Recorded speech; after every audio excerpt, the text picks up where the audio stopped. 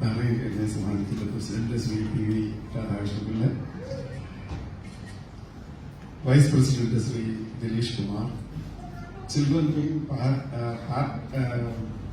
പാട്രൺസ് committee convener Abhilash Vellikkai, എന്റെ മുന്നിലിരിക്കുന്ന executive committee അംഗങ്ങളെ, മാതാപിതാക്കളെ, അതുപോലെ തന്നെ ചിൽഡ്രൻ വിംഗിലേക്ക് ജോയിൻ ചെയ്യാൻ വന്നിരിക്കുന്ന പ്രിയ കൊച്ചുകൂട്ടുകാരെ, സുഹൃത്തുക്കളെ, നിങ്ങളെ ഈ മീറ്റിംഗ് ഒക്കെ തുടങ്ങുമ്പോൾ ഇവിടെ ഒരു എക്സിക്യൂട്ടീവ് കമ്മിറ്റി ഉണ്ടെന്ന് കുട്ടികൾക്കൊക്കെ അറിയാമോ അല്ലേ? അങ്ങനെ അറിയാമോ? നിങ്ങൾ ആൻസർ ചെയ്തു, നമ്മളൊക്കെ ഇന്ററാക്ട് അറിയാം അല്ലേ? ബഹ്റൈൻ കേരളീയ സമാജത്തിന്റെ എക്സിക്യൂട്ടീവ് കമ്മിറ്റിയിൽ എത്ര ആളുണ്ടെന്ന് പറയാമോ? ഓക്കെ, അതിൽ കൂടുതലുണ്ടോ കുറവുണ്ടോ? 12 എന്നൊരാൾ 28. ആയിക്കോട്ടെ. ഇനി അതിൽ കൂടുതലായിട്ടില്ല, ഇനി നമ്പർ വന്നാലേ ആവുള്ളൂ. എത്ര പേര് കാണുന്നു? ഏകദേശം 28 കൂടുതൽ വേണമെന്നുള്ളവരൊന്ന് പറഞ്ഞ്. 28 കൂടുതൽ വേണം, അത് മതി, അതിൽ സ്റ്റോപ്പ് ചെയ്യണോ? അപ്പൊ ഇതിന്റെ ഇടയിൽ ഒരു നമ്പറൊക്കെ ആയാലോ? പോലെ എന്തെങ്കിലും ഞാൻ നിങ്ങളുടെ സമയം കൊല്ലുന്നില്ല. നമ്മൾ 11 പേരുണ്ട്. ഓക്കെ, അപ്പൊ ഏതായാലും ഈ 11 പേരുള്ള ഒരു എക്സിക്യൂട്ടീവ് കമ്മിറ്റിയാണ് ബഹ്റൈൻ കേരളീയ സമാജത്തിലെ അംഗങ്ങളെല്ലാം കൂടി തെരഞ്ഞെടുക്കുന്നത്. അങ്ങനെയാണ് നമ്മളൊരു എക്സിക്യൂട്ടീവ് കമ്മിറ്റി ഉണ്ടാകുന്നത്. എന്തിനാ ഈ എക്സിക്യൂട്ടീവ് കമ്മിറ്റി? ഒരു ആൻസർ ഒക്കെ പറയാമോ? എന്തെങ്കിലുമൊക്കെ അറിയാമോ? പ്രോഗ്രാം നടത്താനായിട്ട്. ഇവിടെ എന്തെങ്കിലുമൊക്കെ പ്രോഗ്രാം നടക്കണമെങ്കിൽ അങ്ങനെ ഒരു കുറച്ച് പേര് വേണം അല്ലേ? അത് പ്രോഗ്രാം നടത്തുക മാത്രമല്ല, നമ്മളൊരു സ്ഥാപനം നടത്തിക്കൊണ്ട് പോകാനായിട്ട് ആരെങ്കിലുമൊക്കെ എന്തെങ്കിലും ഒരു മാനേജിംഗ് കമ്മിറ്റി വേണം.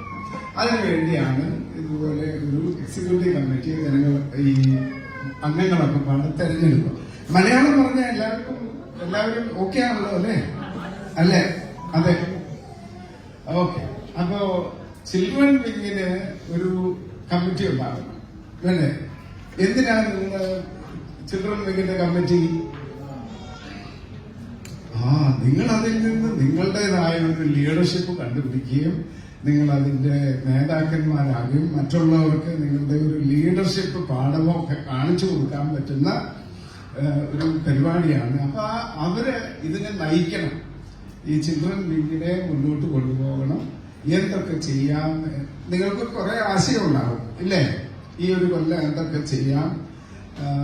നമുക്കറിയാം, ഓഫ്കോഴ്സ് നമ്മുടെ സ്കൂളിലെ പഠിപ്പും ട്യൂഷനും ഇതെല്ലാം കഴിഞ്ഞ് കുറച്ച് സമയം നിങ്ങൾക്കുണ്ടാവുള്ളൂ. നമ്മൾ അതുപോലെ തന്നെ ഒട്ടനവധി പ്രോഗ്രാം ഉണ്ടാക്കി നിങ്ങളെ ബുദ്ധിമുട്ടിക്കാനായിട്ട് ഈ പാറ്റേൺ കമ്മിറ്റി ഉദ്ദേശിക്കുന്നില്ല. എന്തിനാണ് ഈ പാറ്റേൺ കമ്മിറ്റി എന്ന് പറഞ്ഞു കഴിഞ്ഞാൽ, എക്സിക്യൂട്ടീവ് കമ്മിറ്റിയെ സഹായിക്കാനും നിങ്ങളെ സഹായിക്കാനും വേണ്ടിയാണ്. അപ്പൊ ഒരു മുതിർന്നവരുടെ ഒരു കമ്മിറ്റി നമ്മൾ കുറെ വർഷങ്ങളായിട്ട് രൂപീകരിക്കുന്നുണ്ട്. ചിൽഡ്രൻ വിങ്ങിന്റെ പാറ്റേൺ കമ്മിറ്റി. പാറ്റേൺ കമ്മിറ്റിയുടെ കൺവീനറാണ് ഈ ഇരിക്കുന്ന അഭിലാഷ്. ഈ അഭിലാഷ് ഒരു വലിയ കലാകാരനാണ്. അദ്ദേഹത്തിന്റെ കൂടെ എത്ര പേരുണ്ട് കമ്മിറ്റിയില്? 12 പേര്. അപ്പൊ ഈ 12 പേരടങ്ങുന്ന ഒരു പാറ്റേൺ കമ്മിറ്റി ഉണ്ടെങ്കിലും ഇതിന്റെ മുന്നോട്ടുള്ള പ്രയാണവും കാര്യങ്ങളും അതുപോലെ പ്രവർത്തനങ്ങളൊക്കെ നിങ്ങൾ കുട്ടികളുടെ കമ്മിറ്റിയാണ് ചെയ്യേണ്ടത്. എഗ്രി? ഓക്കെ. അപ്പൊ നിങ്ങൾ റെഡിയാണ്. അപ്പൊ അങ്ങനെ ഒരു എക്സിക്യൂട്ടീവ് കമ്മിറ്റി കുട്ടികളായിട്ട് രൂപീകരിക്കുകയും അവരെ എന്തൊക്കെ നിങ്ങൾക്ക് ചെയ്യാൻ പറ്റും എന്ന് നിങ്ങൾ ആലോചിച്ച് ചെയ്യുന്നതാണ് നിങ്ങളുടെ ആ ഒരു ലീഡർഷിപ്പ് കാണാനായിട്ട് നമുക്കൊക്കെ സാധിക്കുക. ഞാൻ പറയുന്നത്, നിങ്ങളെ പോലെയുള്ള ഈ കുട്ടികള് ഇന്ന് ഒരുപാട് കാര്യങ്ങളിൽ ലീഡർഷിപ്പ് ഉള്ളവരാണ്. നിങ്ങളുടെ ഈ ലീഡർഷിപ്പ് കൊണ്ട് നിങ്ങൾക്ക് ഇപ്പം മാത്രമല്ല, നിങ്ങളുടെ ഭാവിയില് നിങ്ങൾ ഇവിടെ നിന്ന് സ്കൂളൊക്കെ കഴിഞ്ഞ് പോയാലും ഇത് നിങ്ങളുടെ ഓർമ്മയിലുണ്ടാവും. ഞങ്ങൾ അങ്ങനെ ചിൽഡ്രൻ വിങ്ങില് പ്രവർത്തിച്ചിട്ടുണ്ട്. ചില കാര്യങ്ങളൊക്കെ ചെയ്യാൻ ഞങ്ങൾക്ക് സാധിച്ചിട്ടുണ്ട്. ഇതൊക്കെ this will add into your profile. Agree? അപ്പൊ നിങ്ങൾ എല്ലാവരും കൂടി ഒരു നല്ല എക്സിക്യൂട്ടീവ് കമ്മിറ്റിയെ ആദ്യം തിരഞ്ഞെടുക്കുക. നിങ്ങൾ എന്തൊക്കെ ചെയ്യാൻ ഉദ്ദേശിക്കുന്നു എന്ന് നിങ്ങളുടെ ഈ പാറ്റേൺ കമ്മിറ്റിയിലുള്ളവരോട് സംസാരിക്കുകയും അവരുടെ കൂടിയൊക്കെ അഭിപ്രായവും നിങ്ങളുടെ അഭിപ്രായമൊക്കെ ഏകോപിപ്പിച്ച് ഒരു വലിയ പരിപാടിയായിട്ട് ഓരോ പ്രാവശ്യവും നിങ്ങൾക്ക് സാധിക്കാവുന്നത് എല്ലാം ഇവിടെ നടത്താം.